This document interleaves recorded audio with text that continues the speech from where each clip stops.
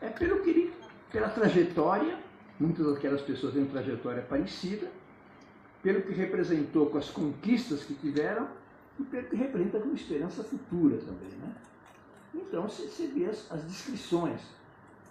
Nós nos acostumamos na internet, nos acostumamos a ver moças jovens dizendo que a mãe morava na rua, população de rua, e ela está se formando na universidade. Quer dizer, em uma geração dá um salto impressionante. No Nordeste, os governos do PT fundaram 9 novas universidades. Nenhuma delas é a capital. É no interior de Pernambuco, no interior do Ceará. Então o jovem pode ir lá estudar. É um negócio... Uma coisa que desapareceu do Nordeste era o jegue.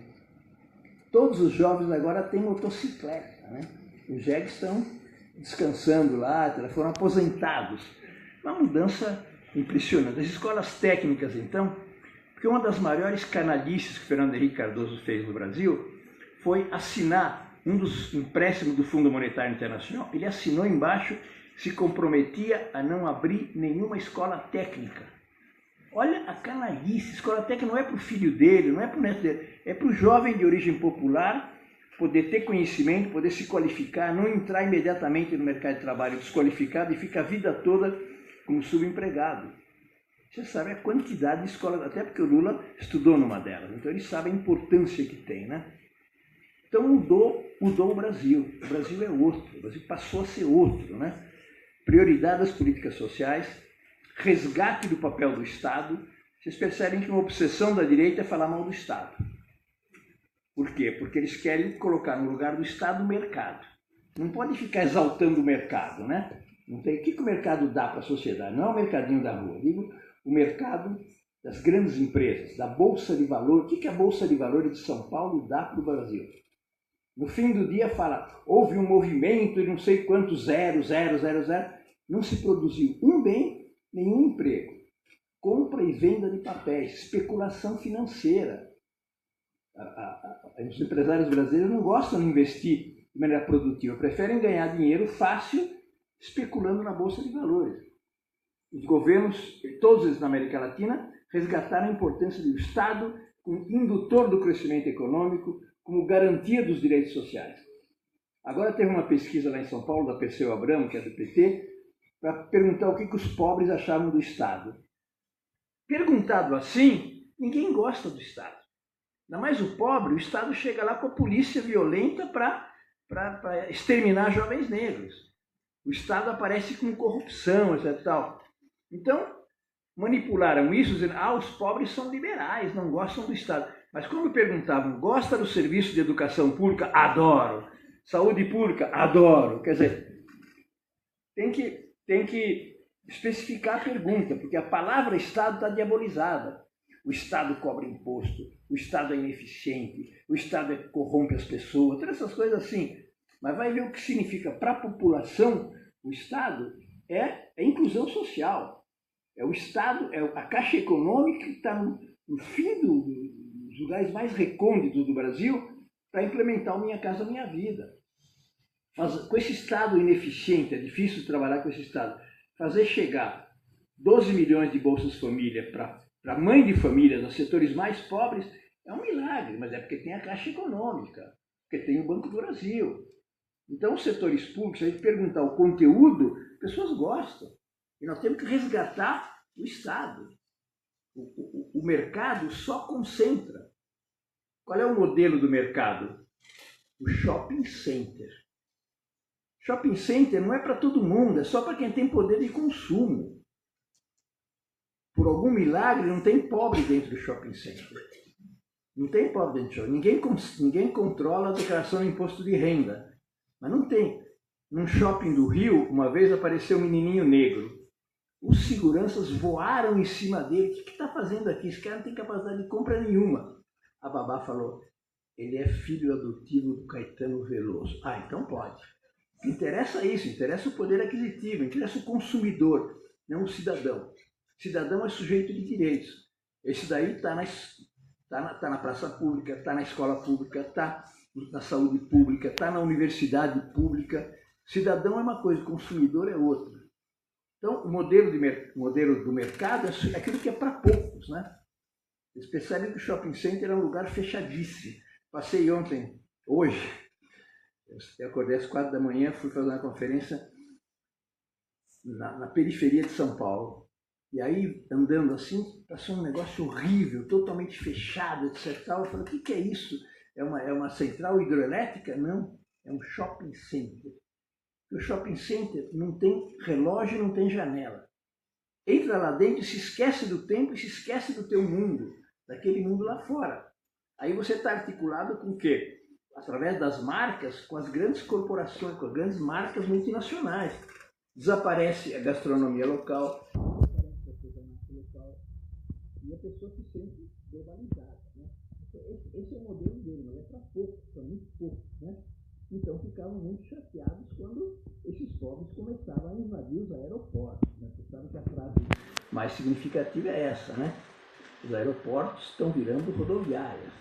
Esses caras agora estão viajando de ônibus, empobreceram, perderam o emprego, estão lá na rodoviária se encontrando com os pobres, né? Porque ele também não pode continuar indo no aeroporto, porque aumenta as passagens de avião, etc. Tal. Mas o sentimento da classe média, em vez de estar contente do país estar menos desigual, repararam uma coisa, que tinha desaparecido gente morando na rua, praticamente tinha desaparecido. Tinha desaparecido criança vendendo chiclete na esquina. A imprensa nunca reportou, nunca fez reportagem sobre isso. Quem se lembra, era muito incômodo, quem se lembra, ou quem vive hoje, viver no Brasil, vivendo com essas pessoas abandonadas. Abandona, pior coisa que tem, né? Pessoa que não se pode acolher a nenhum programa social, a nada, né? Tinha desaparecido. Olha o que voltou agora. De lá de onde eu estava, eu fui para a Praça da República, falar no seminário da CUT. A Praça da República é uma coisa horrível. De gente morando na rua, famílias inteiras, um abandono, um negócio... Como é que pode gente de governo municipal, é que o cara não está aqui, o cara está viajando no exterior sempre, né? Acho que em Londres, em Milão, ele não encontrou isso, né? Ou encontrou meio fugido, meio escondido. Mas é impressionante que voltou, né? Que a pior coisa que tem é o abandono. Eles destroem não apenas o Bolsa Família, mas a rede social de proteção das pessoas. Isso é brutal, isso é brutal. Quer dizer, pensar que a sociedade fala para muitas pessoas, não só isso, os desempregados, fala assim, a sociedade não precisa do teu trabalho. Nem essa porcaria de salário mínimo está disposta a pagar para você. E o cara sai de manhã cedo, procurando emprego, não consegue, chega de noite em casa desmoralizado. Uma sociedade que não se encarrega de dar a reprodução minimamente digna para a pessoa, quer ter um trabalho com carteira. Imagine o que está aumentando de trabalho informal. Informal é bonitinho, né? É precário, trabalho precário. Vocês querem que eu seja formal ou informal? É informal. Flexível ou inflexível? Flexível. Só que trabalho flexível e informal, que ele trabalhar sem carteira de trabalho. Já imaginou trabalhar sem saber se vai ter salário no mês que vem? Se tem licença maternidade? Se tem férias? É um negócio terrível, né? E agora vocês viram, com essa reforma trabalhista, estão diminuindo a 1 hora que o trabalhador tem para almoçar. Um canalha da Fiesp, na Avenida Paulista, lá, falando, o trabalhador pode, com uma mão, comer um sanduíche, com a outra, mexer na máquina. Esse cara gasta 2 horas para almoçar na Avenida Paulista, e não sei quantos salários mínimos ele gasta para almoçar. E falo, essa reforma agora não protege nem a mulher grávida, nem a mulher que amamenta o filho. Não a protege no ambiente salubre, não garantiza nem isso para ela. E a Marta Suplicy votou a favor disso. Então, terminando com o fato da mulher se aposentar antes do homem. Ah, paridade, querem paridade, vai aposentar junto. Só que a mulher tem 3 jornadas de trabalho. Quem fica grávida, quem cozinha, quem dá de mamar, é a mulher. Então estão achatando uma coisa assim de equidade de maneira brutal. Então, esses governos priorizaram as políticas sociais, incorporaram todo mundo a algum direito básico, criaram empregos formais. O salário mínimo aumentou acima da inflação em 70%. Quer dizer, cada ano melhorava o salário mínimo com tudo que significa a quantidade de gente que depende do salário mínimo, né? Então, resgatou o papel do Estado e, além do mais, ao invés de fazer tratado de livre comércio com os Estados Unidos, fez tratado de integração regional, intercambiar com os nossos vizinhos, com a Argentina, com a Bolívia, com a Venezuela, e fazer intercâmbio sul-sul, especialmente com a China, com a Ásia em geral, com a China. Então, o Brasil deixou de depender da economia norte-americana. O México, coitado, tão bonito, mas tão sofrido, a maior tragédia da América Latina é o México, casou com os Estados Unidos, achando que casava com uma viúva rica, casou com uma viúva quebrada. E, além do mais, agora bate a porta na cara deles. É tragédia, porque ao invés de se relacionar com a China, com a América do Sul, que eram setores dinâmicos, 92% da sua economia depende dos Estados Unidos. Um dia os Estados Unidos falam, além do mais, não quero. Bate a porta na cara do México. É um negócio trágico, a diferença dos países da América do Sul. Por isso que a gente progrediu tanto e deu tão certo. Não vou voltar a falar, mas quase todos vocês viveram aquele período. Muitos de vocês não viveram o que era antes, mas viveram aquele período. Muitos devem considerar natural tudo aquilo. Não é natural, tanto assim que olha o retrocesso, né? Quando a Dilma ganhou a eleição, a segunda eleição, 74% das pessoas aceitavam que sua vida tinha melhorado de 2003 para frente. Só que ela teve 50 e poucos por cento dos votos. Quer dizer, teve uns 30 milhões de pessoas que votaram, com perdão da palavra, no Aécio Neves. Um candidato de merda. Candidato de merda. Mas é trágico. É trágico nós não termos convencido essas pessoas que tenham melhorado de vida por um governo, por uma opção política de governo. Você sabe a justificativa. Ah, Deus ajudou, mas então o governo Fernando Henrique, Deus estava de férias? É? Ah, eu me esforcei. Você era preguiçoso, né? Agora se esforçou, porque teve oportunidade, teve possibilidades, né? Então, a primeira coisa, agora as pessoas estão percebendo, quando perdem os direitos, que perderam quem mudou o governo. Por que o Lula sobe loucamente? Porque as pessoas percebem que estava melhor antes. E estão perdendo direitos porque mudou o governo. Qual é a popularidade do Lula? Qual é a popularidade, com perdão da palavra, do Temer? Está aí. Imagine um debate, campanha eleitoral, Lula-Dória.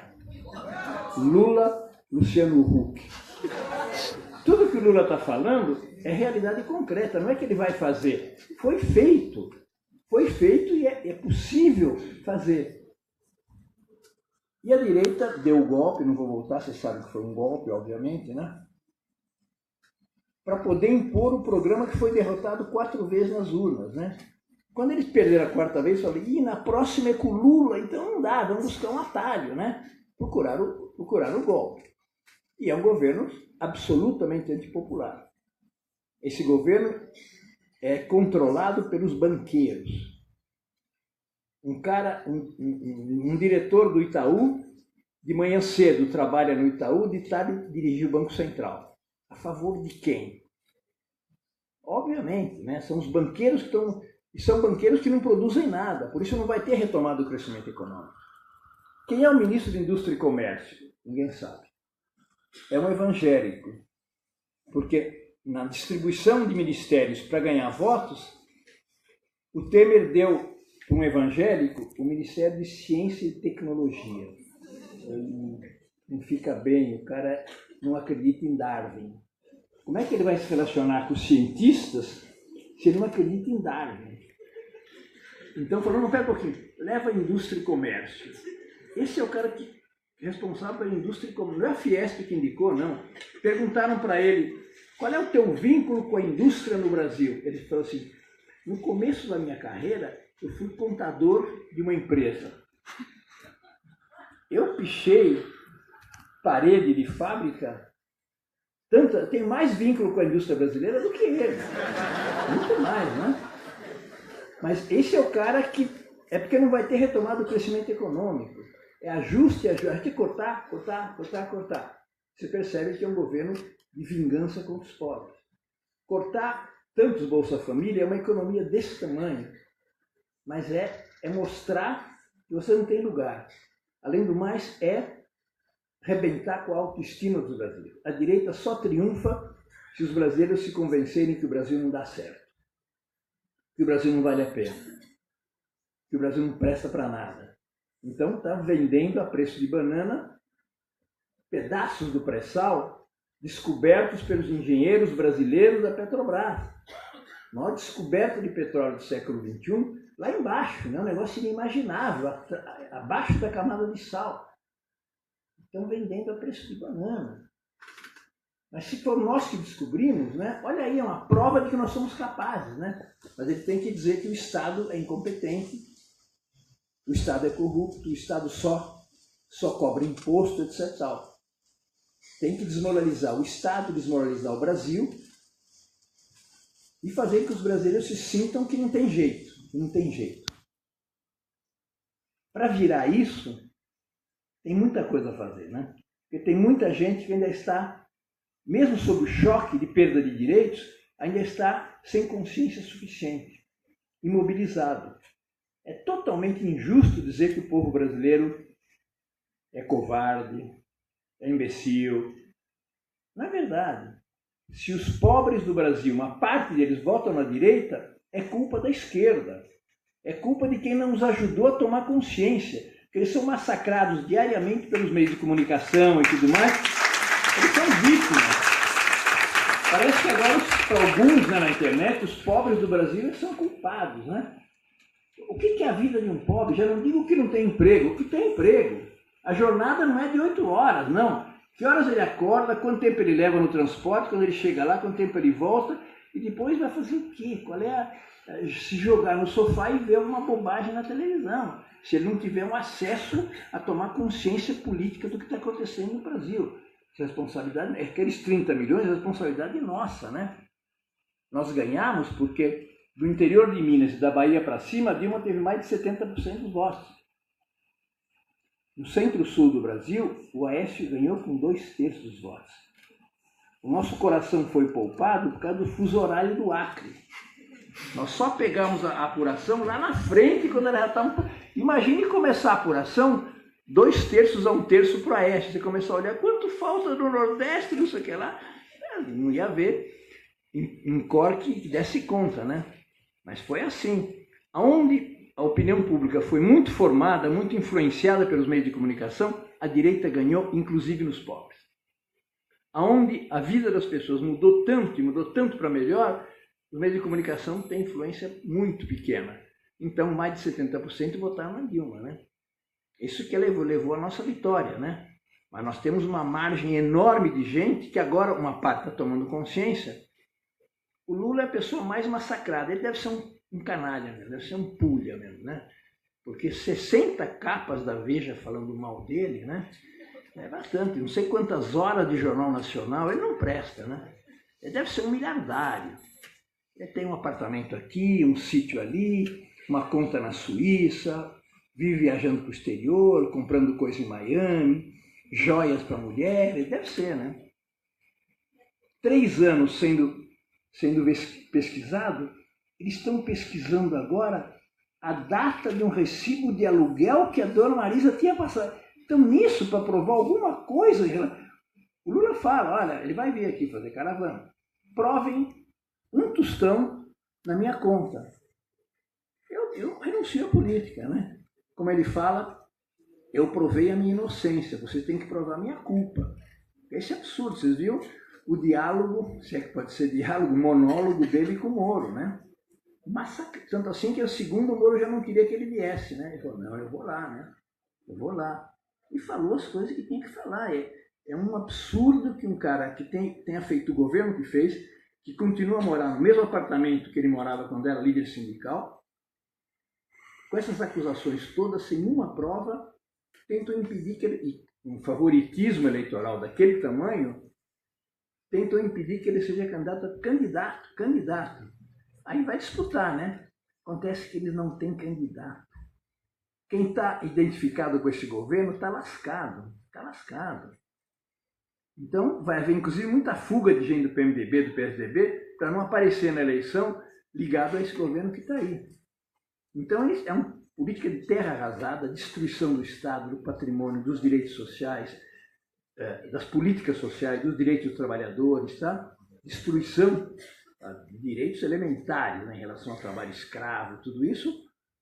Só podem fazer isso porque não foram eleitos e não vão ser candidatos.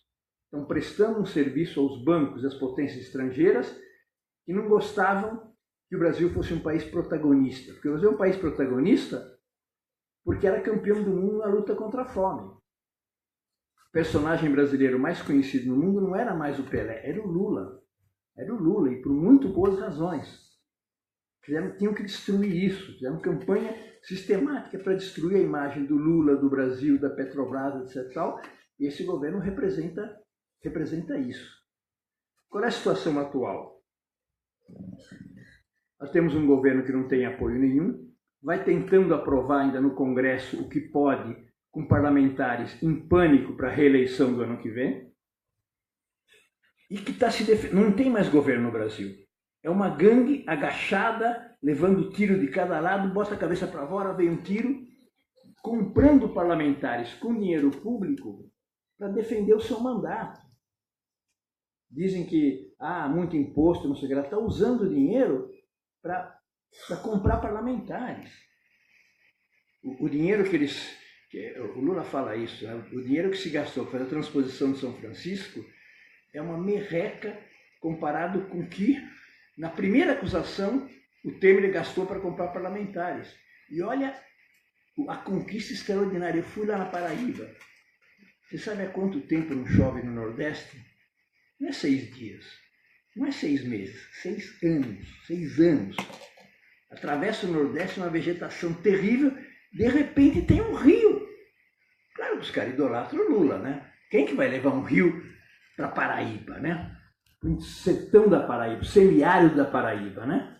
Essas coisas que já marcam o futuro das pessoas. E gastou uma merreca comparado com que, em uma acusação, o Temer dá dinheiro público. Tanto assim que corta e o déficit público aumenta. Por quê? Porque está usando dinheiro para comprar parlamentares. Está nomeando pessoas.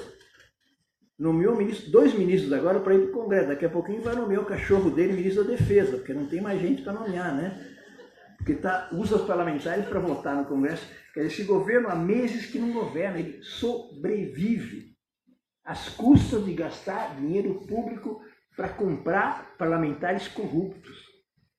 E esses senadores que votaram a favor do Aécio, para o Aécio continuar, é uma vergonha. Agora pode tudo, né? Pode mala com dinheiro, pode ameaçar o primo, matar o primo, pode tudo, né? Dos 40 votos, 44, 19 estão acusados de corrupção na Lava Jato, né? Estão se defendendo, porque não sabe o futuro deles, né? E o ódio contra o Lula, só vou dar um exemplo. Vocês sabem como é que o Moro se refere ao Lula, por escrito e verbalmente para os seus colegas? 9 dedos em inglês. Pode ter coisa mais racista. Ele perdeu um dedo trabalhando na máquina, como operário industrial. Tem uma coisa mais de desprezo por uma pessoa, de querer desqualificar, do que chamar pelo defeito físico e, como ele está muito à vontade, em inglês, achando que talvez as pessoas não entendam uma coisa dessa, né? Isso dá a ideia do ódio que tem contra o Lula, porque ele representou a emergência de setores sociais, a diminuição de 35 milhões de pessoas da pobreza, representou que o Brasil saiu do mapa da fome. Então, eles odeiam o Lula por isso. Ele tem muita coisa para ser odiado. Nordestino, operário, esquerdista, corintiano. Esse não é fator de ser odiado. Mas ele tem as características populares mais significativas. É um cara do povo. Além do mais, tem um sobrenome Silva, da famosa família Silva, que é outra coisa, né? Figueiredo, né? Magalhães, Cavalcante, Silva, não lhe ocorreu nada. Um cara que ele fala assim, ele fala, eu só comi pão na minha vida aos 7 anos. comia uma cuia com café e uma farinha. Viajou com os 8 irmãos de pau. Sabe o que é pau de arara, né? A posição de pau de arara, né? 13 dias com a mãe. E ele falou, eu só tinha uma camiseta. Viajou com essa. Ele fala umas coisas com naturalidade. É um cara que foi pobre, o mais pobre possível no Brasil. E tem uma trajetória a qual a gente se acostumou, mas que é assombrosa. O problema não é o Lula. É o que o governo dele representou. Promoção, reconhecimento de direitos das pessoas, né? Como ele fala de maneira assim, o sociólogo deve achar, o cientista deve achar assim, governar é cuidar das pessoas, né? Ele falou, governar qualquer um governa, né? Então é cuidar. Isso significa que na hora que as pessoas estão abandonadas e sabem que eram cuidadas, né? Tem um sentimento muito forte, né? É o paternalismo, vamos procurar no manual de ciência política o que quer dizer cuidar. Procura o Leonardo Boff. Leonardo Boff fala que é preciso cuidar das pessoas, né? E as pessoas estão se sentindo desamparadas, né? Estão se sentindo desesperadas, né? O suicídio desse reitor em Santa Catarina é de um simbolismo extraordinário, né? Nenhum empresário que está lá preso há 2 anos com seus negócios indo para a cucuia se suicidou. Os caras não têm dignidade. Os caras querem sair de lá, inventar qualquer mentira contra o Lula para sair e recuperar uma parte do dinheiro que perderam. Aquele cara, não só com uma acusação injusta, mas execrado pela mídia, morando do lado da universidade, proibido de entrar na universidade, o cara suicidou. A gente que está na universidade pública sabe o que significa isso, né? O cara fez uma trajetória na escola pública, na universidade pública, conseguiu ser reitor, veio uma acusação dessa, que é do mandato anterior, um delegado de polícia manda prender. Tira a roupa dele, bota a roupa de presidiário, humilha. 2 dias depois soltam porque não tinha nenhuma prova. Olha a coisa brutal. Tem a ver com a universidade pública, tem a ver com a educação pública. Educação pública é para todos. Não é democrática suficientemente. Nós podemos democratizar a nossa universidade. Escola privada, não. Escola privada tem dinheiro, vai, não tem dinheiro, não vai. Então é muito simbólico, por isso, felizmente, tem uma repercussão alta, né? Só que agora qualquer um denuncia. Foram na casa do filho do Lula uma suposta denúncia anônima. Telefona para o delegado de polícia, olha, vai na casa do Aécio que tem droga, para ver se ele vai na casa do Aécio. Não, eu sei que tem, não preciso nem ir lá, né, dizer isso. Mas olha só, vão na casa do Lula, no interior do estado, dizendo que tinha armas e tinha droga, por uma denúncia anônima. A perseguição daquele tamanho, né? Perseguição de uma pessoa que representa um projeto. Então nós estamos A gente várias vezes fala, estamos num momento decisivo. Sinto dizer que estamos num momento decisivo agora. Até o fim do ano que vem se decide o futuro do Brasil por muito tempo. E em parte da América Latina, pelo peso do Brasil e porque no Brasil a direita é muito mais fraca. O Macri tem 10 vezes mais prestígio, infelizmente, do que o Temer. Enquanto que no Brasil a gente tem uma oposição unificada, um candidato forte e tem um governo muito frágil, né? Se o Brasil se somar à Argentina definitivamente, toda a região vai para a direita. Se o Brasil retomar uma política soberana, independente, se incorporar aos BRICS e tudo mais, a Argentina vem atrás do Brasil. A Argentina está furiosa que o Brasil está na estagnação porque ela depende economicamente do Brasil. E aí muda a correlação de força na região. Não é porque nós somos brasileiros, né? Mas pelo peso que está todo mundo olhando para cá. Mas o futuro nosso, o futuro desses jovens que estão aqui, está decidido até o fim do ano que vem. Nós temos que usar o melhor de nós para decidir a favor da democracia o futuro do Brasil. Não queremos que alguém seja eleito, queremos que o povo recupere o direito de escolher, o direito de decidir democraticamente quem ele quer que governe o país. E nós temos muita responsabilidade. Nós, na universidade, nós temos o privilégio de trabalhar com ideias. Nós não estamos na máquina todo dia fazendo coisas odiosas que nós não gostamos, que estamos lá só para receber o dinheiro. Nós temos um privilégio trabalhar com ideias e estar em universidade pública, que é gratuita. Nosso salário é pago com imposto de povo cujo filho nunca pode chegar na universidade. Nós temos responsabilidade com democratizar a universidade, mas agora a responsabilidade enorme com ajudar a massa da população a tomar consciência do que está acontecendo. Primeiro, despertar indignação, se é que não tem indignação ainda. Segundo, mostrar que tem alternativa. E terceiro, apontar que tem esperança, que não basta estar contra. Nós saímos tanto na rua, né? Não vai ter golpe, e teve golpe. Fora Temer, até agora não. Então você não pode pedir ao povo que faça 1, 2, 3 greves. Você precisa ter, além do mais, esperança. Eles estão comprometidos, pelo tipo de golpe que deram, com manter certas aparências, né? Tais como ter eleições no ano que vem. Pode ser que não tenha, mas ninguém pode dizer que não vai ter. Tem militares fazendo declarações, mas um golpe militar não se dá apenas porque alguns declaram. Quem conheceu o golpe de 64 sabe que é toda uma criação de um clima que vem de muito tempo atrás, com clima internacional, inclusive. Então, a parada do ano que vem decide o Brasil para toda a primeira metade do século. Se a direita se consolida, vai ser isso que está aí para pior, para pior. A universidade pública já está em situação difícil, né? Imagina o que vai ser a universidade pública em 2020, se eles estiverem governando o Brasil. O que vai ser a saúde pública. O Brasil tem o mais democrático programa de saúde pública, que é o SUS. É o melhor do mundo. Qualquer ser humano entra lá e é atendido a qualquer hora. Falta recurso. Eles impedem ter recurso, o CPMF está, e depois falam, está vendo? Olha a fila que tem lá, não sei o que lá está, para fazer propaganda de plano privado de saúde. Mas o SUS é formidável, nós temos que dar recursos para que ele atenda a massa da população. Do mais médicos nem vou falar. Se lembra quando chegaram esses comunistas aqui, vinham doutrinar o nosso povo, etc. Os médicos, todos de branco, bonitinhos, né? Engomados, tá? Achavam que iam gerar uma rebelião nos seus pacientes contra a Dilma, né? Saíram na rua, tá? Hoje, 92% das pessoas adoram, os prefeitos adoram. Porque olha onde é que estão as doenças no Brasil e olha onde é que estão os médicos formados em universidade pública. Não tem nenhuma contrapartida.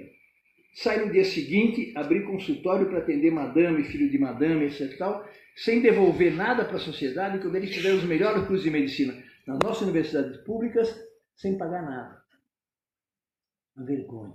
Então, pacientes que às vezes aparecia um médico, falava do médico cubano, eles olham para a gente, eles tocam na gente. Meu Deus, esses médicos branquinhos chegavam lá, não olhavam no paciente e não tocavam no doente, não vou tocar no doente, né? Então, não é que os médicos cubanos sejam melhores médicos, são melhores cidadãos.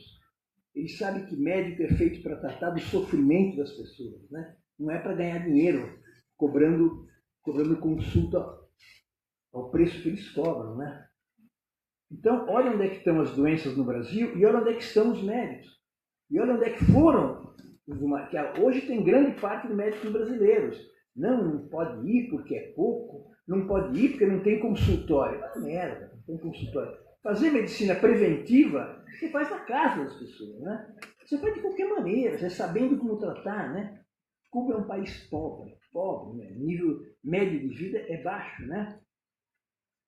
Agora tem um nível de saúde pública superior dos Estados Unidos, né? Em tudo, né? Expectativa de vida, mortalidade infantil e tudo, porque prioriza isso, né? Prioriza isso. Agora teve esses furacões aí, Cuba não tem relações com Porto Rico, porque o Internacional mandou médicos para Porto Rico, enquanto eles também estavam sendo vítimas de furacão. Só que em Cuba eles se precavem, tem muito poucos danos, né? Então, universidade pública, não podemos continuar a ter esse tipo de curso de medicina. Está começando a ter política de cotas, é difícil, porque o jovem tem que ficar 6 anos o dia inteiro na universidade, tem que ter bolsa, tem que dar dinheiro para ele comprar livros. Mas está começando a ter, E são esses que vão tratar dos pobres no Brasil. Não vão ser esses caras que entram aqui para ter uma profissão que dá dinheiro. Não é que eles querem cuidar das doenças das pessoas.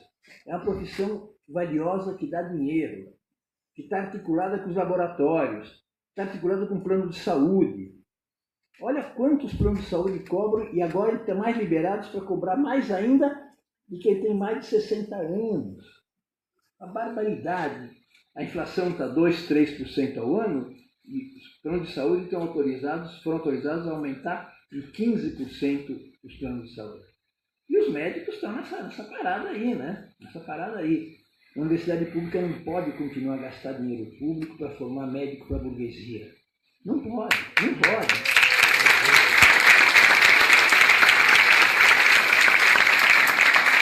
Então, aqui, quer fazer medicina? Tem que ter contrapartida de atender no SUS durante não sei quantos anos.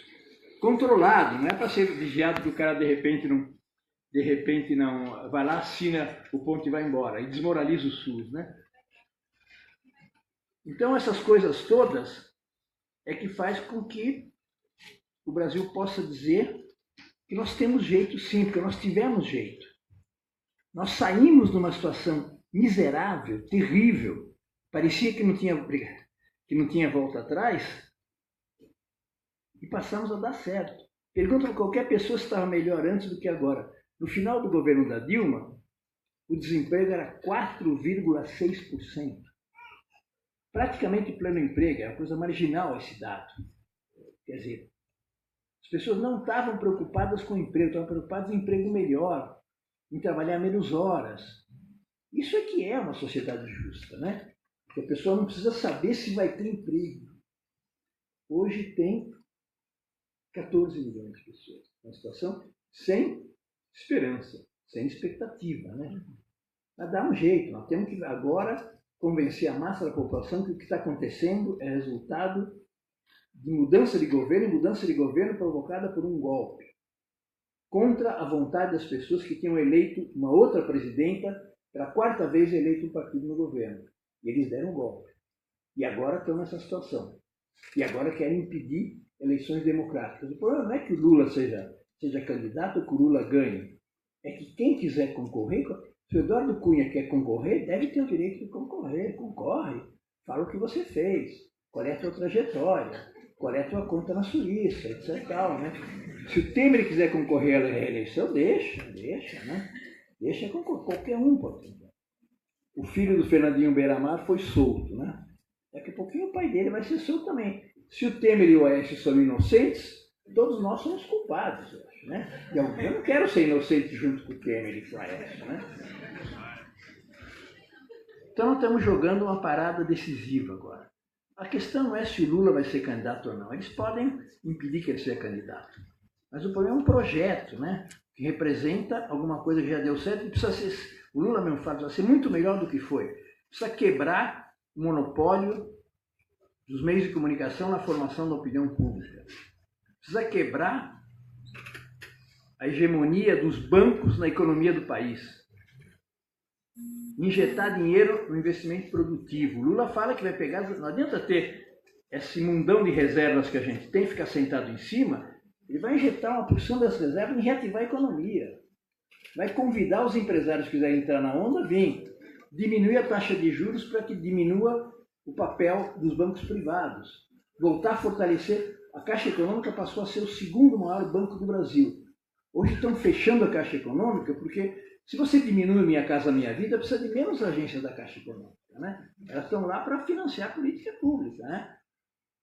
Então tem muita coisa a fazer. O Lula é odiado pelo que representa. Só que ele representa a maioria. Outro dia a época, Veja, falou que o Bolsonaro representa pelo menos 30 milhões de pessoas. Pelas pesquisas, então o Lula representa pelo menos 70 milhões de pessoas. Ele tem mais do que o dobro nas pesquisas, feitas por aqueles que falam as coisas que falam dele, né? Então o povo brasileiro tem memória, tem consciência, uma parte dele, dos direitos que está perdendo. Nós temos que ajudá-lo a tomar consciência, ajudá-lo a se indignar. E não apenas o povo, os caras de classe média, mudar a mentalidade deles, né? Não tem que ficar triste porque o pobre melhora. Tem que ficar triste porque o pobre está morando no meio da rua. Porque é moralmente insustentável andar pela rua e ver as pessoas abandonadas, não fazer nada por elas. Isso aqui não dá. Nós podemos ser um país menos injusto, mais igualitário, mais solidário, mais humanista. Depende da nossa capacidade de recuperar a democracia. Obrigado.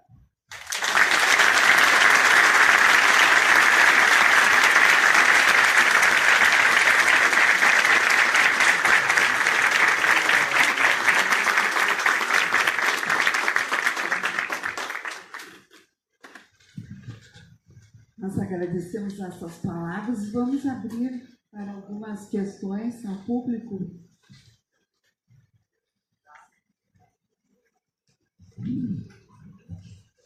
Como vocês veem, eu sei muitas coisas. Muitas são bobagem, outras são coisas boas.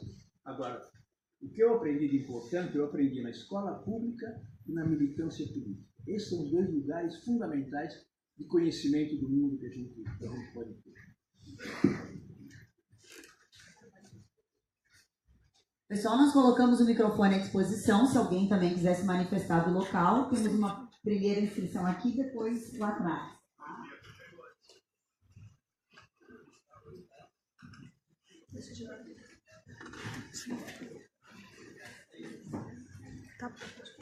Professor, meu nome é Marley, eu sou jornalista e também tive a oportunidade de trabalhar no final do governo Lula e também no início do governo da Dilma no Ministério da Saúde de Brasília.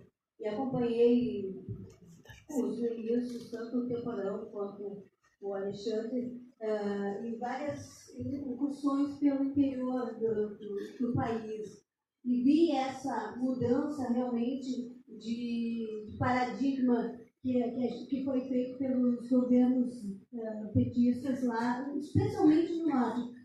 O que me causa muita tristeza é que aqui em Caxias, por exemplo, a gente tem alguns condomínios do Minha Casa Minha Vida, e lá, se você falar com qualquer pessoa, de cada 10 pessoas, 9 odeiam o PT.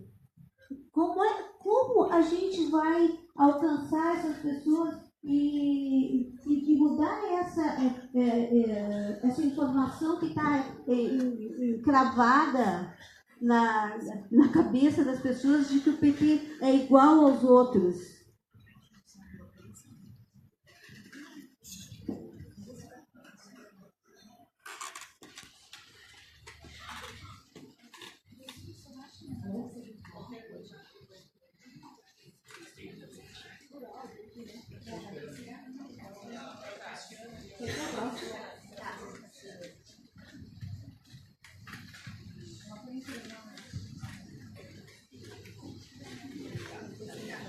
Boa noite, Cristiano, cientista político e mestrando da FACS e da Fundação Persona Branca. Eu tenho refletido um pouco sobre a questão da crise do sistema representativo que o Castro teorizou desde ali de 2010, que são os novos movimentos sociais em rede, né, e que no mundo tem acontecido uma crítica ao sistema representativo. Muitas vezes o resultado caindo para a esquerda, outras vezes caindo para a direita, como o movimento Occupy nos Estados Unidos, que acabou se elegendo depois do Trump. No Brasil, teve esse processo em 2013, né, segundo o André Singer, quem esteve na rua também era o novo proletariado, né, que emergiu durante o governo Lula, né, muito explorado pelo mercado de trabalho, com as terceirizações, né, a maioria jovem, e que muitas vezes reforçado pela crítica construída pela mídia burguesa e pelo judiciário, que cria essa ideia de que tudo é igual, né, acaba reforçando, acaba muitas vezes reforçando uma ideia de que precisa mudar, mas às vezes essa mudança pode ser para pior. Né? Tem pesquisa que mostra que 40% dos jovens, muitos consideram a ditadura igual à democracia e tanto faz. Onde você tirou isso? Dos jovens, 40% acham que a ditadura é tudo bem. Onde você tirou isso? Não, eu estou apresentando isso como que ontem fui no debate do Ciro Gomes e ele apresentou esse dado. Estou dizendo que eu queria concluir, porque o Ciro Gomes tem reforçado esse discurso de que praticamente tudo igual e ele é alternativo. Né? Ontem ele fez uma fala Quanto de apoio o Ciro Gomes tem nas pesquisas? Não, e aí, para lembrar que, por exemplo, em Eu acho que 2009... é uma ofensa aos jovens brasileiros dizer que 40% dos jovens brasileiros acham que ditadura e democracia é a mesma Ele coisa. falou isso ontem. Né? E em 2009, por exemplo... tudo que o Ciro Gomes fala? Não, estou trazendo esse debate, porque em 2009, por exemplo, enquanto eu estava lançando aqui o livro da Nova Topeira, ele estava querendo ser o vice do Aécio. Né? E agora ele traz um discurso como se fosse de esquerda. Então não reproduza, não é só reproduzir sem dizer a fonte. Parece que é uma coisa fundamentada em pesquisa empírica. Pode ser até que tenha alguma pesquisa lá atrás, mas a fonte é importante. Mas na internet você fala uma coisa e de repente se distrai. Desculpa ter te interrompido. Mas assim, é nesse sentido de que fala algumas verdades e se aproveita dessa onda que a mídia cria. Né? Mas eu tenho uma certa preocupação nesse sentido de que aquela pesquisa que o senhor falou da Fundação Professor Branco também mostrou um certo... o jovem da periferia está com os valores consumistas, está com os valores individualistas, muito reforçado com os valores da igreja neopentecostal. Quer dizer, tem a gente vê que hoje em dia tem gente que não tem vergonha de ser Cristiana, tu pode fazer mais breve? Para concluir. Então, eu tenho uma preocupação um pouco nesse sentido de que tem uma crítica assim, ao sistema representativo, né, e que alternativa a gente pode construir pela base, né, de que para convencer as pessoas que é a melhor alternativa ainda ao mesmo tempo. Nós vamos ter mais uma questão nesse bloco, depois fizemos o próximo. Boa noite, professor. Só para reiterar o que o Cristiano falou, o Instituto Vox Populi, tá? Que publicou essa pesquisa de 40%, bem preocupante, de 40% dos jovens achariam tanto fato quanto tanto fez a ditadura. Eu não sei a credibilidade, mas só para dar meus bois da Vox Populi, tá? A minha pergunta é, a gente falou muito dos crescimentos, das coisas boas, dos progressos do governo petista. Eles são inegáveis. Eu, por exemplo, tenho uma gratidão ao governo petista que eu nunca...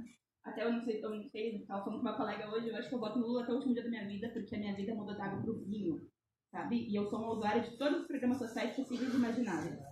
Mas eu acho que também está no momento da gente tentar pensar assim, bom, o Brasil que queremos, né? De reconstruir um projeto e não de refazer o mesmo projeto. O que poderia ter sido feito de forma diferente? Ou então, né? Numa reeleição, de que forma que nós poderíamos fazer com que não precisemos mais subir no palanque com o Renan Calheiros, por exemplo, né? Em que a gente não precise fazer parcerias com tudo que há de pior e mais reacionário na política. Para que a gente não precise fazer de novo parcerias com o MDB, pelo amor de Deus.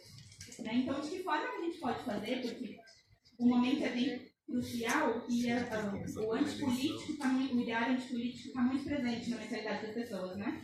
Então, de que forma que a gente pode fazer sem fazer da governabilidade uma desonestidade? Obrigada.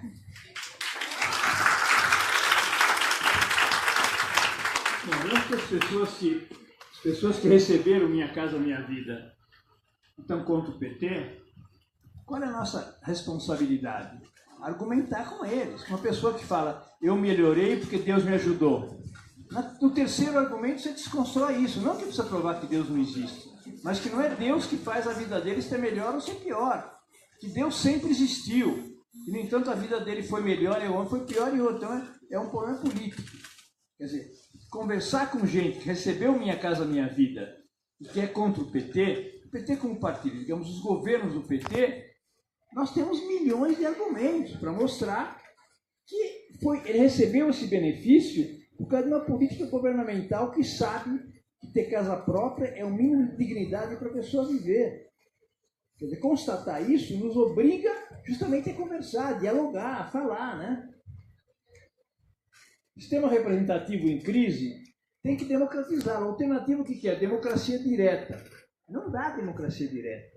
Tem que ter uma intermediação representativa. Agora precisa reformular radicalmente o sistema político. Estamos no limite de diminuir a importância do financiamento privado. Teve gente, inclusive na esquerda, que foi contra o fundo público.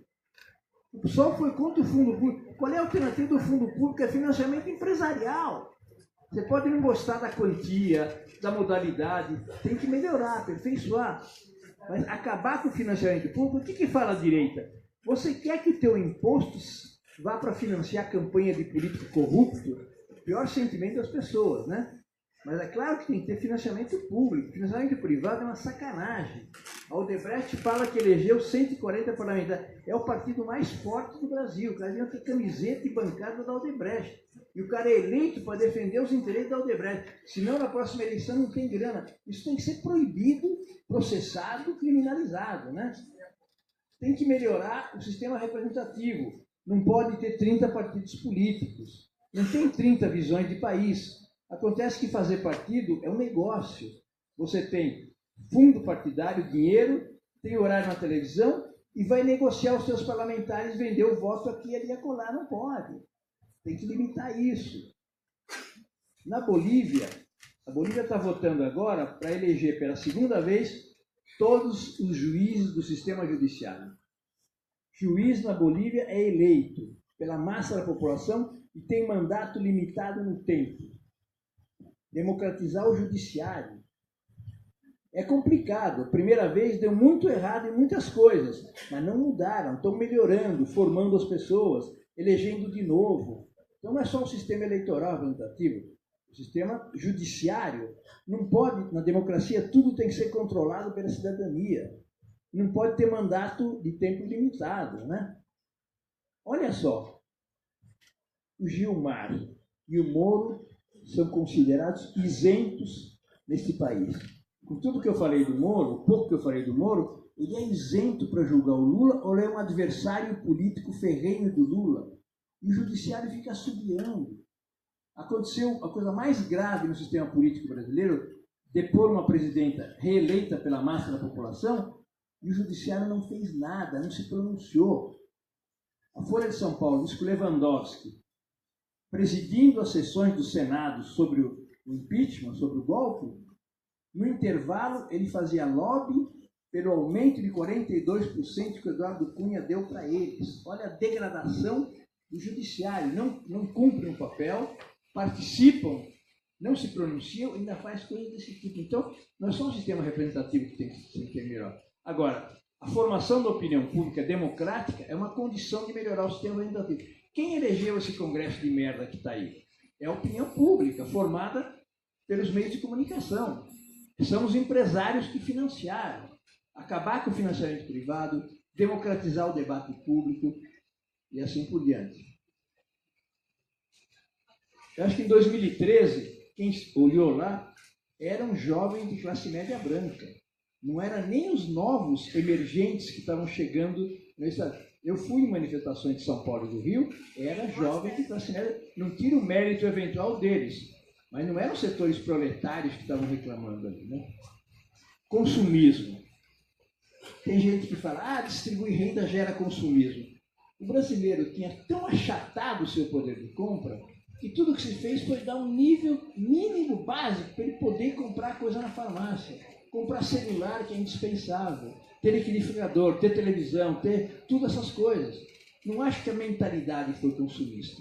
É verdade aquilo que eu falei antes. Uma massa de gente que recebeu benefícios, nós não conseguimos fazê-los tomar consciência solidária de que eles melhoraram por causa de uma opção política. Então, acho que foi por outras razões.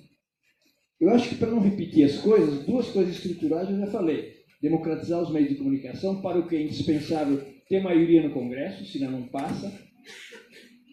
Quebrar a hegemonia dos bancos do capital especulativo, dos bancos privados da economia. Mas é preciso ampliar muitíssimo mais as nossas plataformas.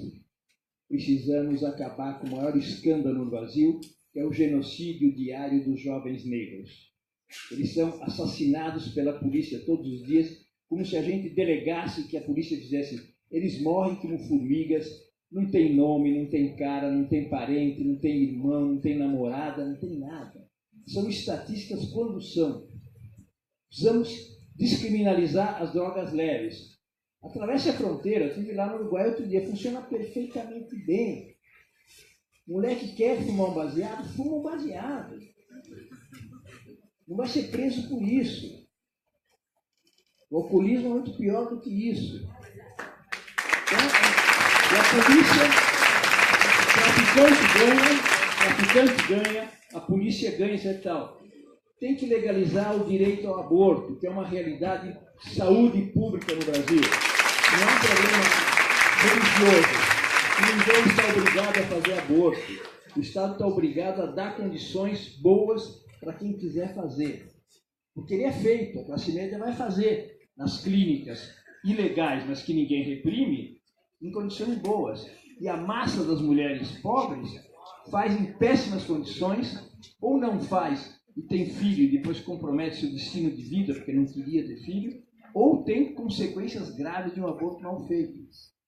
Morrem por dia, tipo, 2 mulheres por causa de abortos mal feitos. Isso é responsabilidade do Estado, não é um problema religioso. Se você não quer, não faz. Se o teu pastor fala que não deve, não faz, é tal. Mas essas coisas têm que ser incorporadas, né? Descriminalização das drogas, legalização do aborto, promoção da cultura popular no Brasil, a cultura rap no Brasil. Os pobres falam pela música, falam pelo rap. É o seu discurso, a sua forma de expressar sua rebelião, sua rebeldia. Quebrar o monopólio dos meios de comunicação não é só no sentido da informação, é no sentido de difusão da cultura popular, realmente popular no Brasil. Quanto às alianças, a esquerda nunca teve maioria. Se não fizesse alianças, nada do que foi feito de bom seria possível. O PMDB mudou. Não é o PMDB do Zé Alencar. Ele é que mudou agora, mudou ao longo do primeiro mandato da Dilma e depois. Sem aliança, não se faz nada. Ou então, tenhamos maioria de esquerda no Congresso. Tomara que a gente consiga. O Lula está batalhando para que tenha mais mulheres, mais negros, mais jovens, mais bancários, mais educados. Cadê a representação da educação pública no Congresso? Tem um puta de um lobby de educação privada, puta de um lobby de programas privados de saúde. Tem uma enorme bancada ruralista e tem 3 representantes de trabalhadores rurais. Já tem isso. Terminando, ou pelo menos limitando o financiamento privado, é mais fácil. Agora, é possível que seja necessária aliança. Não será com essa canalha do PMDB, mas eles deram apoio às políticas do PT quando eles eram minoria. O que interessa na aliança é quem tem hegemonia na aliança. Todo o programa do PT, no governo Lula, o PMDB apoiava. Tem contrapartida porque ninguém vai apoiar de graça. Mas as coisas fundamentais, a prioridade das políticas sociais, eles apoiavam. Depois trataram. Eles mudaram. O PT se aliou essa canalha. Alguns já eram canalhas daquela época, mas não era quem mandava no PMDB. Senão não era o Zé Alencar, o vice-presidente. Senão não teria o apoio que eles tinham dado naquela época. Hoje não dá.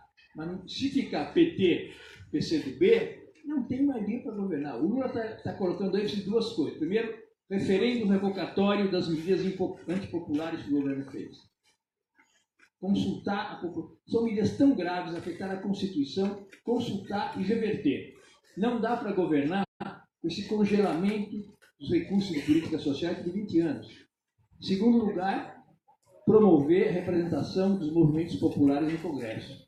Fazer que o Congresso seja a cara do povo e não a cara de quem os financiou. E a educação pública precisa eleger os seus representantes. Não precisa ser necessariamente um professor da universidade. Pode ser um estudante da universidade. Ou pode eleger, ou reeleger, ou multiplicar novas lideranças que defendem os interesses da educação pública, né? Que defendem os interesses dos mais médicos, que defendem os interesses do SUS.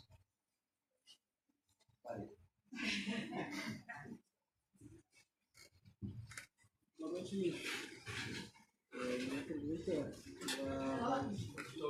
Organiza. Boa noite. Minha pergunta vai se dividir em 3 partes muito rápidas. A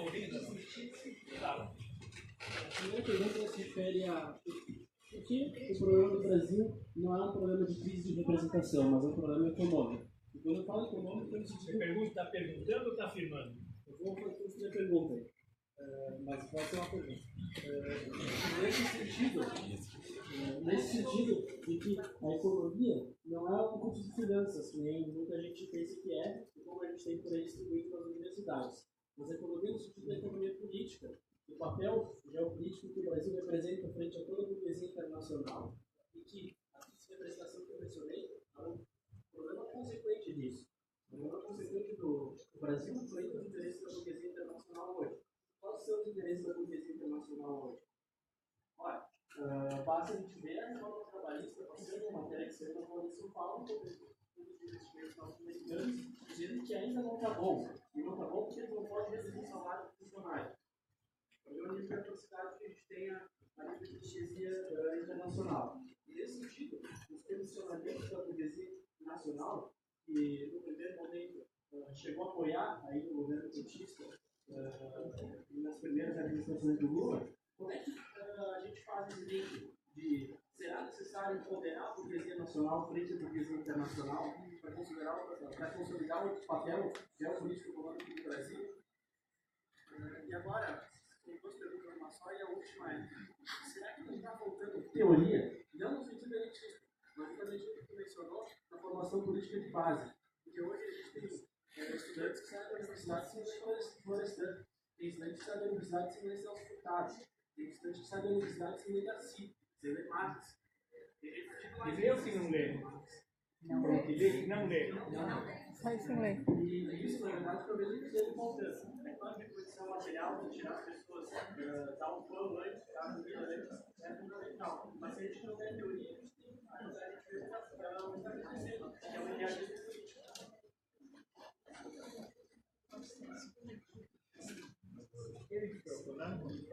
Boa noite, tudo bem? Meu nome é Gabriel, sou pai de criança lá. Estou vindo meio convidado aqui, ainda não faço parte dos cursos humanos, mas eu queria te fazer uma pergunta. Baseado em tudo que tu falou, eu prestei atenção desde o começo até aqui e me surgiu um questionamento. As conquistas do governo do PT são inegáveis. Nós, a classe trabalhadora, da classe, até o pessoal da classe média se beneficiou muito com o governo do PT. Então, de certa forma, nós não queremos se beneficiar com o governo do PT. O PT trabalhou num planejamento de desenvolvimento do Estado. Nós desenvolvemos muito a nossa economia dentro do governo petista. Só que, enquanto tu estava falando da parte da aliança, eu gostaria de te emendar dizendo o seguinte: a aliança é importante, justamente pela falta de hegemonia, só que o PT, ele, de certa forma, teve falhas na sua condição. Nós não podemos ser messiânicos e deixar que o governo do PT foi infalível, porque houveram grandes falhas. Eduardo Cunha no comando de Furnas, o centro conservador das alianças do PT sendo colocados para a gerência do Estado, a conduta arbitrária, por algumas vezes, de alguns momentos da gestão petista, em colocar pessoas do próprio PMDB na gestão e de certa forma, secundarizando partidos de centro-esquerda e esquerda, como o PCdoB, como o PDT, como o PSB.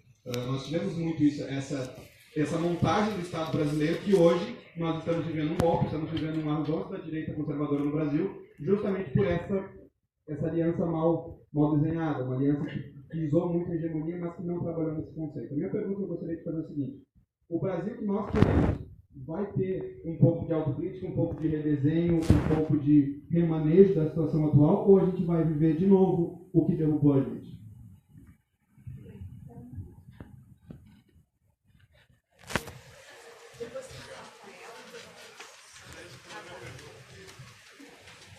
Boa noite. Eu queria dar boa noite para todos que estão aqui, agradecer a formação que eu recebi aqui na educação dos meus professores de história que estão aqui hoje. Eu queria comentar três coisas, e a última seria uma pergunta. A primeira, eu queria dizer que terça-feira o Aécio foi liberado no dia em que o trabalho escravo no campo foi legitimado. Foi terça, e a gente só viu a cara de pau do Aécio na TV. Assim, quem não sabe, né? Isso aconteceu. E essa semana também, o comandante do Exército disse que com júri popular eles não têm como realizar as ações necessárias no Rio de Janeiro e é sancionada uma lei para a justiça militar. Então isso está acontecendo. E por fim, eu queria perguntar, né, o senhor falou que o trabalhador vai comer com uma mão e com a outra ele vai estar na máquina e ele vai sofrer um acidente de trabalho. Na verdade, falam isso, né? Isso. E o que vai acontecer é que ele vai estar comendo com uma mão e com a outra ele vai estar na máquina e ele vai sofrer um acidente de trabalho.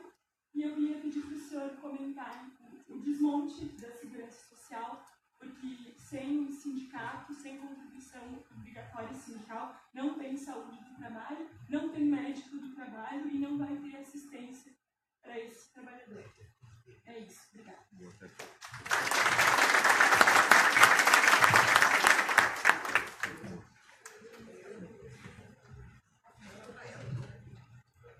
Boa noite, então, a todas e a todos. Boa noite para vocês também. Primeiro, eu quero saudar esse espaço, né, que é muito importante, principalmente para a gente conseguir fazer um debate sobre a situação que a gente vive. Acho que foi comentado aqui, colocado, né, nesse momento, isso é perceptível, a descrença, no momento que a gente vive que a juventude, principalmente, não tem muitas perspectivas, né? Então, e para isso, em questão de perspectiva mesmo, e acho que a palestra vai muito em conta o Brasil que queremos, eu acho que a única saída que a gente tem no momento, essa saída ela é política. E a gente precisa ter como tarefa, nesse momento, entender que se a saída ela é política, é porque a gente precisa ter uma reconstrução nacional para conseguir barrar esses retrocessos todos que a gente vem vivendo e que foram colocados aqui. Mas justamente se a saída ela é política e ela é institucional e ela perpassa por 2018, pelas eleições, eu quero perguntar em questão sobre a frente ampla, porque eu acho que somente alguns setores ou alguns partidos não teriam condições, não conseguiriam justamente apresentar à população, apresentar ao povo, que também somos nós, um projeto seria, nesse sentido, inclusive, de salvação nacional, né? Porque a gente viveu tanto retrocesso, tanta perda de direitos nesse último ano, enfim, com toda a questão do impeachment, o golpe que teve. Então, a gente precisa fazer um pouco do debate na questão de uma visão de uma frente ampla, para poder também poder dar perspectiva à população, ao povo e à juventude. Então, a minha pergunta vai realmente nesse sentido. E também, essa frente ampla, né, ela perpassa por uma questão da unidade, né? Se hoje a gente está lutando para novamente poder ter esperança, para poder voltar a sonhar, para poder pensar num Brasil melhor e com mais perspectiva, a gente precisa ter a unidade como central. E essa unidade, ela não é só a unidade da esquerda, ou de é a unidade de todos aqueles que estão interessados, né, na real mudança do nosso Brasil, que estão interessados em realmente reconstruir um projeto nacional que seja de desenvolvimento, um projeto nacional que seja, que dê perspectivas à juventude, que dê perspectivas à população e através pensando sempre na nossa soberania nacional que hoje está sendo entregada, né? Era isso. Mais uma.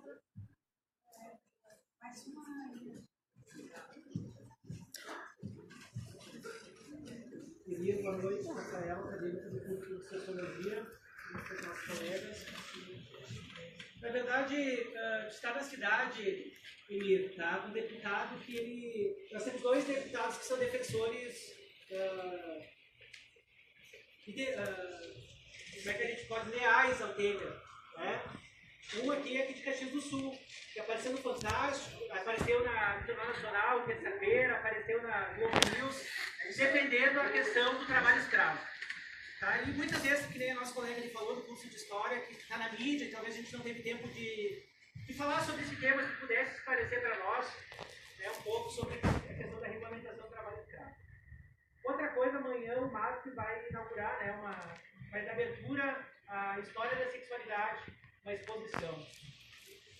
E aqueles fascistas, né, do MBL, enfim, aquele povo que não tem o que fazer, né, que papagaio, conseguiram um avanço, né, que eles acham que é um avanço, uma questão simbólica que é retrocesso a que as minorias sociais conquistaram. E através da arte, eles estão tentando, e aqui a gente viu isso aqui em Caxias do Sul, semana passada, aqui na Câmara de Vereadores aqui de Caxias, repercutir e ecoar a questão fascista desse pensamento. E através da arte, por exemplo, se veio a questão da ideologia de aí que ressuscitaram por causa dessa ideia do MBL. O que a gente viu, professora Vânia, é que em 70 anos do MASP, que tem exposições lá, primeira vez é que vai ter a classificação etária do segundo ano. Então, de forma simbólica, a direita consegue avançar também para retroceder direitos conquistados pelas minorias sociais. Se pudesse falar um pouquinho dessas duas questões. Vou começar pelo fim. Vocês fizeram alguma coisa contra esse deputado quando ele voltou para cá, para Caxias? Vamos fazer. Hã? Vamos fazer. Já teve manifestação na casa Façam. dele. Causar indignação na massa da população.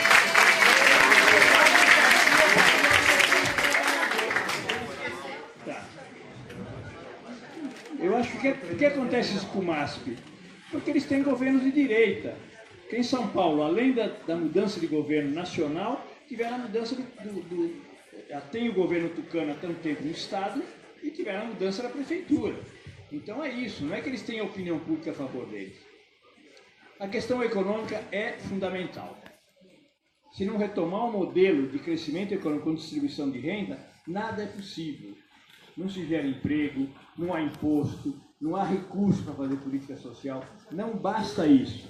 Não basta só a política, mas eles mudaram a política econômica. Essa é a chave dos desastres que estão acontecendo no Brasil. Agora, é o tema político. Se não tivermos maioria política para eleger um governo que mude o modelo econômico, não vai funcionar. Então, a economia por si só não muda, ela muda pela vontade das pessoas. 4 vezes a população diz que quer um modelo econômico de desenvolvimento com distribuição de renda. Então, colocado num debate público minimamente democrático, certamente a gente vai ganhar. Cuidado em falar a burguesia internacional. Ela está dividida. A União Europeia é uma coisa, a Grã-Bretanha é outra. A União Europeia é uma coisa, o Trump é outra. Não vou dizer que a Rússia pertence à burguesia internacional, mas pertence à elite política internacional e está em conflito com eles. A China também. Nunca teve tanta divisão no sistema político internacional, nunca houve um setor tão importante quanto os BRICS que estão projetando um futuro diferente para a humanidade. Então não dá para falar de a burguesia, nem lá nem aqui. Hoje, o grande empresariado está dominado, hegemonizado pelo capital financeiro. Mas nem para eles é bom ter tanto endividamento, tanta gente fracassada, tanta gente desempregada. Então, os empresários que deixam de investir na construção, as construções para a Petrobras aqui no Brasil, do conteúdo local. Estão prejudicando eles. Nós estamos exportando emprego para a Coreia do Sul. Não interessa se lá é mais barato. A comparação é estritamente econômica. Aqui gera emprego, gera imposto e assim por diante. Então, tem setores interessados em uma coisa e outros interessados em outra. Eu acho que a teoria é fundamental.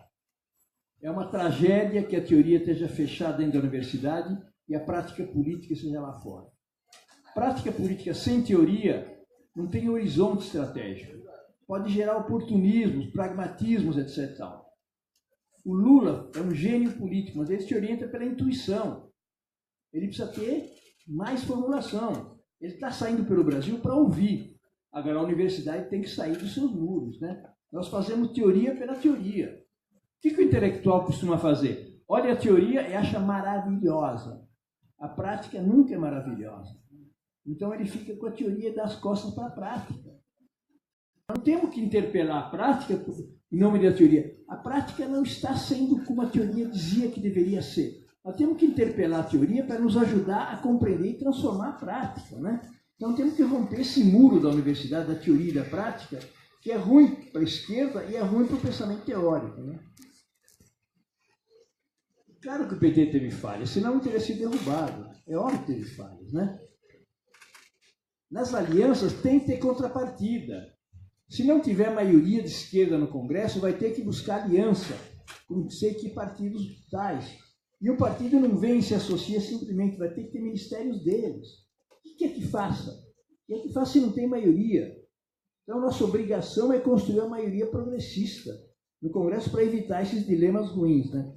Agora, o governo do PT deu certo. Autocrítica, quem tem o primeiro que fazer autocrítica é aqueles que lá atrás disseram que nada disso era possível. O PT traiu e o governo do Lula vai dar errado. O PT ficou do lado do povo e o governo Lula deu certo. Esses têm que fazer autocrítica, muito mais do que o PT. O PT deu certo e cometeu erros e foi derrubado pelos erros depois de propiciar a maior quantidade de direitos na história do Brasil. A questão que foi aprovada agora, é grave, é que os policiais civis vão ser julgados pela justiça militar.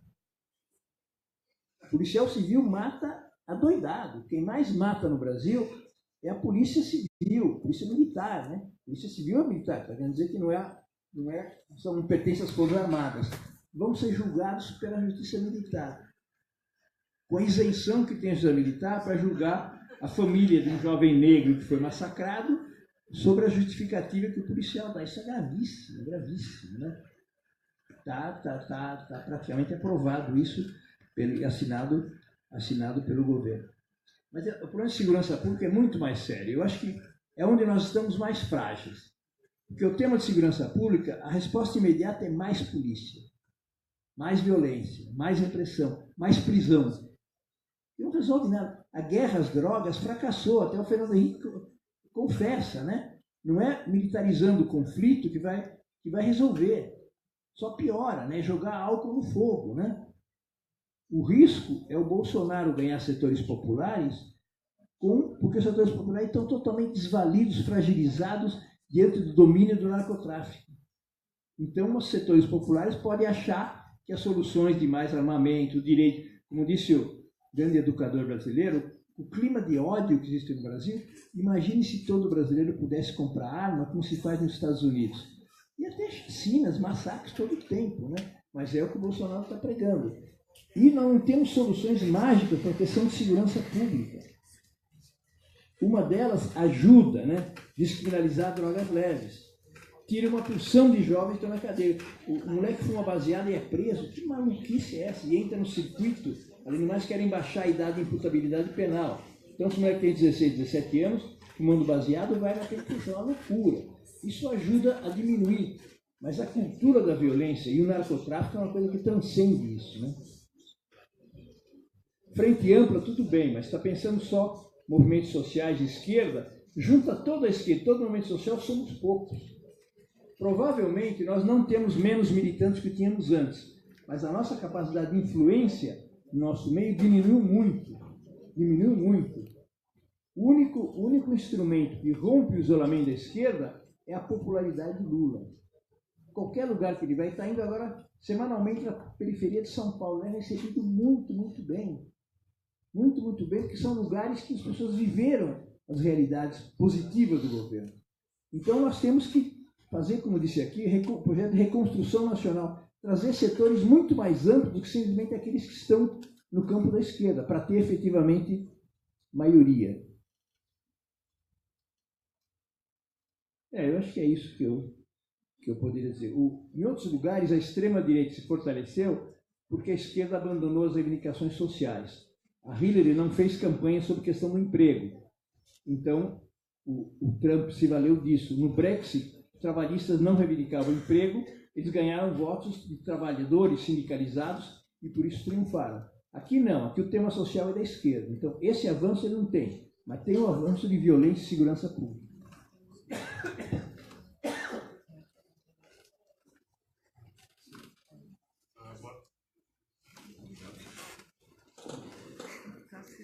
Boa noite. Boa noite. Eu queria falar dessa questão até que tu disse dessa parte do Congresso Progressista em si. Eu penso que será que, por exemplo, olhando o exemplo na direita ela com muita força porque eles se uniram bastante. Assim. Eu vejo que a esquerda ela tá muito, por exemplo, tem ainda, claro, tem jogos de interesse político nisso, enfim, mas ela está muito separada nisso. Eu vejo que tem essa questão, por que a esquerda não se une mais nessa questão para que tu consiga um congresso assim, entendeu? Porque eu vejo que por causa de jogos de interesse político acaba que cada um se separa, tem até um pouco mais questão de divisão que a gente pode ver. Deixa eu te argumentar. Os lobbies no Congresso, em grande parte, foram eleitos com financiamento privado, milionário dessas empresas privadas. Diminuindo, não vai terminar, mas diminuindo, essa via dele vai se enfraquecer. O Eduardo Cunha mais não está lá. Então, aumenta a possibilidade da gente eleger. E a consciência do dano de ter um Congresso Nacional. Né? Porque não é só o golpe, são os direitos da população. Né? Mas era só essa questão que eu acho que tipo, falta um pouco mais de união na esquerda, assim, os partidos. A esquerda não está dividida. Tem diferenças no mar da esquerda. Não é o problema principal. Junta toda a esquerda, nós somos poucos. Tem gente que não acha que o Lula deve ser candidato. Tudo bem, deve ser outro candidato. Mas o programa hoje é democrático, é social, é soberania nacional. Acho que esses temas unificam a esquerda. Não há... Quem estava com concepção diferente era um pedacinho do PSTU, quer dizer, que não achava que tinha tido golpe no Brasil. Todo o resto da esquerda acha que tem golpe. É uma coisa que unifica muito. Né? Não, quanto a isso, assim, era mais tipo na questão de eleição mesmo, assim, mais... De eleição mesmo, entendeu? Era mais nesse sentido, assim, o que dizer, na questão das eleições, assim, que tem um pouco, eu acho que tem um pouco de divisão quanto a isso, mas, tipo, claro, opinião minha, né?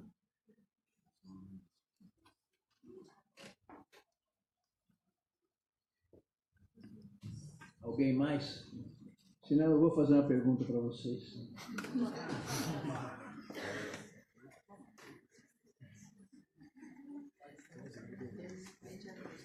Vocês lembram quem vocês votaram para deputado a última vez? Sim.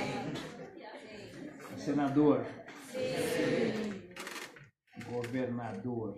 Sim. A direita ou a esquerda ganhou em Caxias? Direita. Uma tarefa, não digo que árdua, mas grande pela frente. A começar pelos jovens e estudantes de universidade pública. Do mesmo jeito que o cara tem Minha Casa Minha Vida e odeia o PT, está em universidade pública e está contra governos progressistas, é preciso convencê-lo que não é assim, né? É preciso convencê-lo que ele está aqui porque não está primando ainda a lógica da universidade privada. Nós estamos cortando para tornar inviável a universidade pública, né? Ao invés de ampliar, fazer com que chegue à universidade os jovens que não tiveram possibilidades, estão restringindo a quantidade de jovens. Eu acho que tem uma estatística aí, por hora um jovem abandona o ensino médio, uma coisa assim, né? Estão indo embora, né? A universidade, eu vejo na periferia, né? Na periferia o que eles falam é que não tem aula, não tem professor. É uma desarticulação do ensino público na periferia. Vamos fazer o quê? Não tem dinheiro para ir para a educação privada, né? Então tem que explicar essas coisas. Que além de uma responsabilidade de estudante e professor universitário é ajudar a formar os professores do ensino médio, ajudar a qualificá-los. Nós temos responsabilidade sobre a universidade é a vitrine, mas melhorou muito pouco o ensino médio, muito pouco o ensino básico. Nós temos responsabilidade sobre isso. Professor, no Rio Grande do Sul não tem educação pública estadual. Não tem? Não tem. Não tem salário, tem salário parcelado, tem professor de greve, governador. Olha, para vocês chorarem, eu trabalho na UERJ. Tá? Quer disputar? Não vamos comparar misérias, né? Mas o Rio de Janeiro é vítima também da desarticulação da Petrobras. 1/3 do PIB do Rio de Janeiro vinha disso, vinha do conteúdo local, dos empregos, tudo mais. Então aí fica mais agudo ainda, né? Bom. Professor, eu tenho uma pergunta aqui. Já que o senhor falou agora em educação e a formação nossa, da nossa juventude, hoje, se eu falar bobagem, o senhor me corrija. Mas a nossa formação, tanto na privada como na pública, não é voltada, a nossa formação, nós não saímos aqui de dentro da universidade com uma formação para atender o mercado. Quando é que através da educação nós vamos vencer isso? Ou ter uma formação mais voltada a esses valores sociais e tudo? Porque a gente sai daqui, os nossos advogados, médicos, professores até, com essa visão do mercado, né? De que tem que ir aí fora trabalhar para sobreviver, puxar o tapete do nosso colega lá no trabalho, para a gente ter uma vida melhor. Como é que a gente supera isso dentro da educação? Eu sei que quem está aqui não é representativo da universidade, tomara que fosse todo mundo como vocês, mas quem aqui escolheu a carreira que está fazendo para ter lugar no mercado? Poucos, né? Poucos. Eu acho que pode ter essa mentalidade em certas carreiras, em economia, administração de empresa, etc. Tal. Mas eu acho que em ciências sociais e humanidades não é isso. Quem acha que vai se dar bem na vida estudando literatura, estudando letras, estudando pedagogia, e tem que estudar é ótimo. Fiz filosofia. Não tem nada mais miserável no mercado do que fazer filosofia. E é fundamental, é a formação, é a consciência. Só tem sentido a educação para desalienar as pessoas, dar consciência social para as pessoas. Nós estamos no país do Paulo Freire, não do país do Alexandre Frota.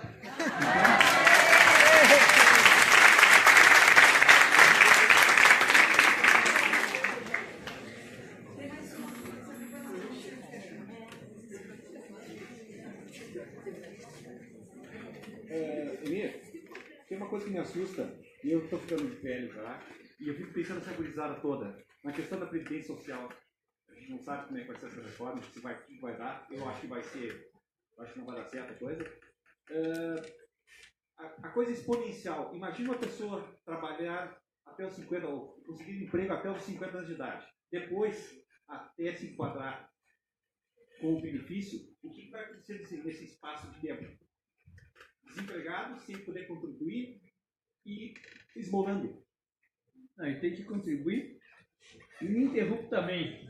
Quer dizer, na verdade, tem que ter mais ou menos 90 anos para se aposentar. Porque é o tempo que você está lá, mas vai ter continuamente carteira de trabalho assinado e tal. É para desincentivar e incentivar a previdência privada. É óbvio, né? Não, é um ataque aos direitos dos trabalhadores, é uma vingança contra os trabalhadores, uma vingança contra os beneficiários das políticas sociais. Esse governo que chama.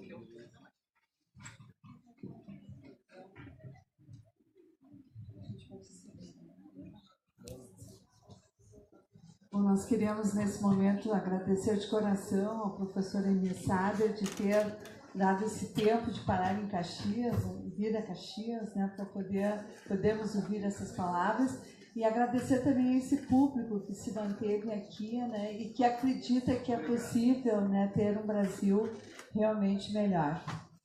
Os livros.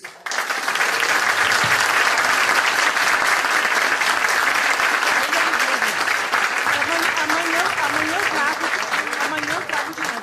Lembramos que amanhã nós temos uma outra atividade aqui sobre dilemas e perspectivas do Brasil contemporâneo, e nós teremos ainda amanhã a venda do professor, a venda do livro do professor, aqui na entrada, né, que, com esse título, a custo de R$40. Tá lá na frente, né, os livros, amanhã tem ainda.